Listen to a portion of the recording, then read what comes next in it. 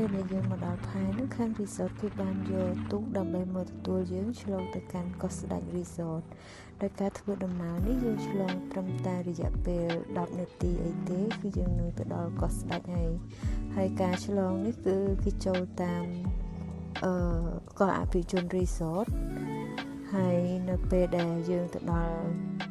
ផែកោះអភិជន resort ខាងកោះស្ដេច resort គេបានយកឡានអគុយដើម្បីមកទទួលនិងយកអីវ៉ាន់ហើយនាំយកពួកយើងទៅកាន់កោះស្ដេច resort ហើយនេះគឺជាទស្សនវិជ្ជានៅលើដងផ្លូវដែលយើងធ្វើដំណើរឆ្ពោះទៅកាន់កោះស្ដេច resort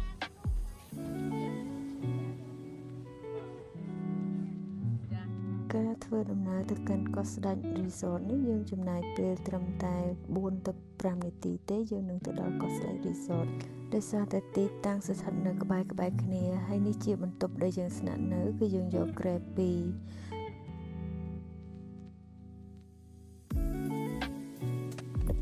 ខ្ញុំបានចំណាយពេលវេលាលេងទឹកសមុទ្រជាមួយនឹងកូនរបស់ខ្ញុំ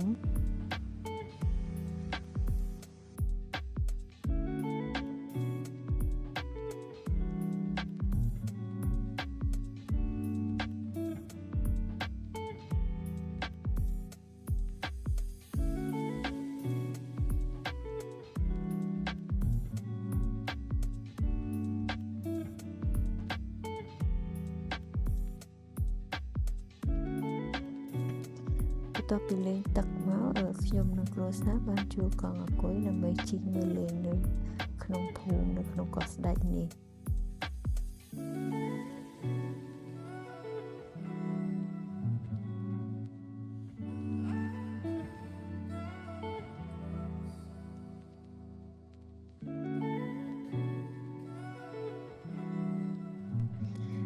ទៅដល់កន្លែងដែលបងស្រីលក់គ្រឿងសមុទ្រនេះគ្រួសារខ្ញុំក៏បានកាន់ខ្យងដៃខ្លាដើម្បីថតរូបទុកជាអនុស្សាវរីយ៍នេះគឺជាទស្សនវិជ្ជានៅពេលថ្ងៃវិលិចនៅលើកោះស្ដេច resort ឃើញថាវាពិតជាស្រស់ស្អាតហើយស្ងប់ស្ងាត់ល្អដែលជាអនុស្សាវរីយ៍របស់ខ្ញុំនិងក្រុមគ្រួសារដែលមិនអាចបំភ្លេចបានអរគុណទាំងអស់គ្នាដែលបានទស្សនាវីដេអូនេះរហូតដល់ចប់សូមជួយ Subscribe និង Like វីដេអូរបស់ខ្ញុំម្នាក់មួយផងសូមអរគុណបាយបាយ